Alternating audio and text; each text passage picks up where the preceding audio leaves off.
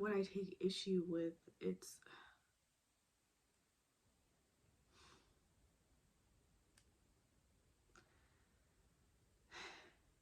the not complete open communication for me.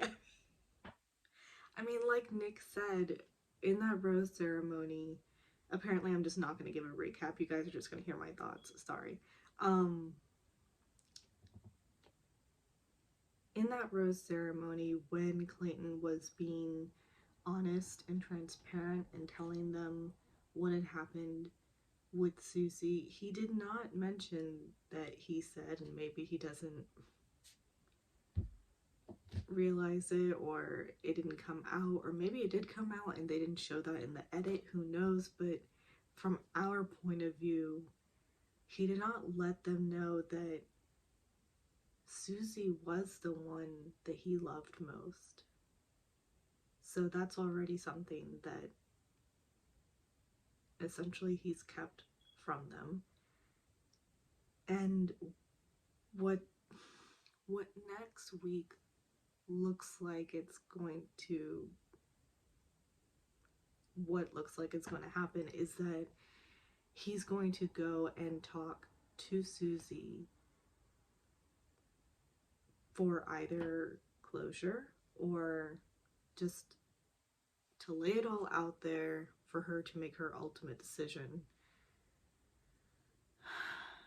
But it seems that he's going to do that and not tell the other ladies. It seems that he's going to do that and then go tell the other ladies. And if I were in their positions, I would be so angry that you say that you love me. I meet your parents. I see a future connection happening after everything that just went down last night, and I have decided to actually stay and see this forward. And I agree with Gabby in wanting to leave and then Clayton going and sort of talking her back into it. But I also do agree with her in saying that, you know, there were all these things about him that I love. And it's not like the love just cuts off in that moment. So I owe it to us and our connection to see this through. I love Gabby. Gabby can do no wrong. So let's just get that straight. But if Clayton goes and talks to Susie and doesn't tell Gabby and Rachel beforehand that he's having these thoughts and it's sort of like he really needs to explore that, fine. I mean, I would assume that they would, like, it would hurt and suck, and sure, they're going to think through so many other things because there's so much to consider, but I think they deserve to know where your head is at and what you want to do, and that you need to have this conversation with Susie to completely have that come to some sort of end if her walking away wasn't an end for you. Because the fact of the matter is, she did leave. That was her decision. And it was her decision even as he was heated and angry and declaring to her that, you know, I don't even know who you are anymore, if this was enough just to end things for you. Oh my god.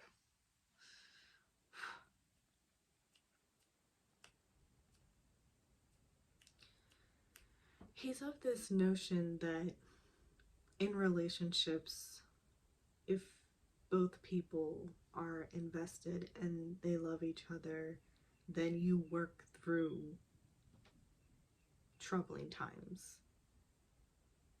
But this is a situation so outside of what would normally appear in a relationship. I mean, in a relationship, you know that you're committed to that person, so you're not going to go and sleep with another person because that is wrong. But this is a completely different situation from that. In the parameters of the show, he is exploring every single relationship to see who is the one to be chosen to marry. So he really is compartmentalizing and having individual relationships that he is exploring fully. The show is so messed up. Why do we watch this? Like, why? And oh my god, as I was watching the first part of this finale, my I was feeling so sick towards myself because, and I guess this is a testament to Chris Harrison as a host. There were multiple times in that live portion where they're all in the studio and they're talking and Jesse is being a host, the way he is talking or introducing next parts, it felt so gross. It felt so like a sinister, and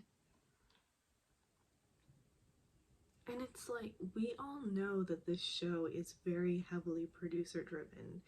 Situations are manipulated and exasperated into happening, sometimes just a little too blatantly, that it's cheesy, or like not even like we don't it's clearly contrived and not a natural escalation of a person's emotions towards those actions.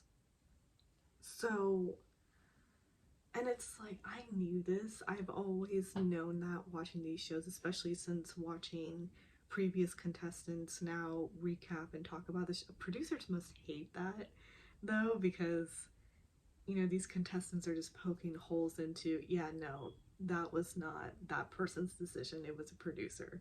Or like this whole, you know, just breaking down and pulling back the curtain.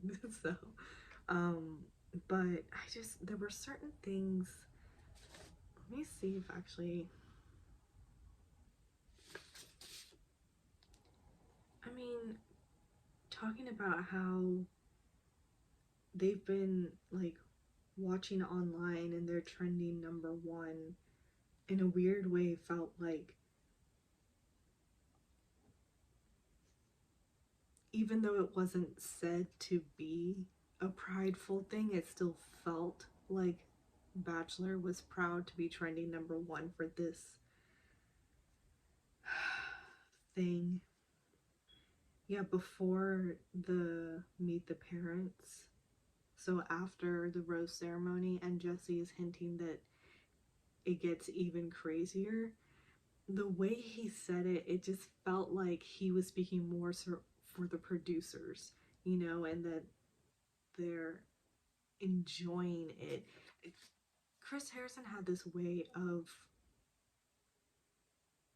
maybe not in super recent seasons, because I don't know, he was starting to get somewhat really, like with Claire being really pushy and like all of that kind of stuff. But before that, he had this way of walking that fine line where you really felt like he was on everyone's side.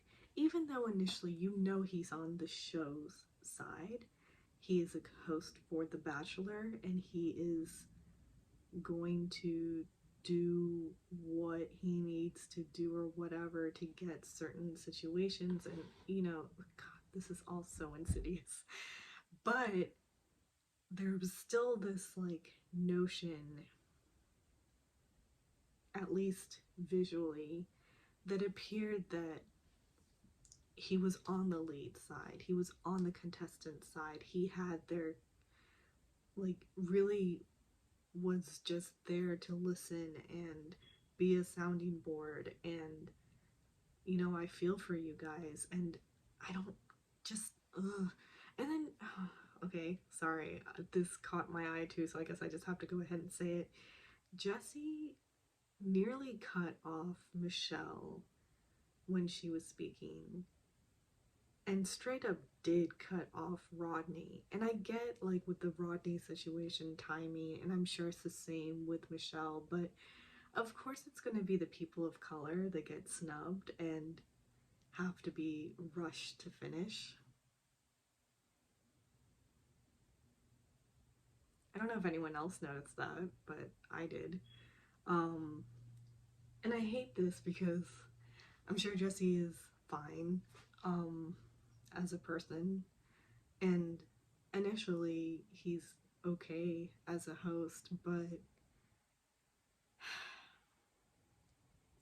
I don't know, when Caitlyn was over there and having to answer a question from him, I was just like, I kind of want Caitlyn and Tasha back. Or, let's switch them out. Just switch out previous contestants or previous leads if that's how you want to do it as being the host. I think that would be fine too. Jesse feels so far removed from this world. I mean, his season was how long ago? Anyway, so why are we talking about this?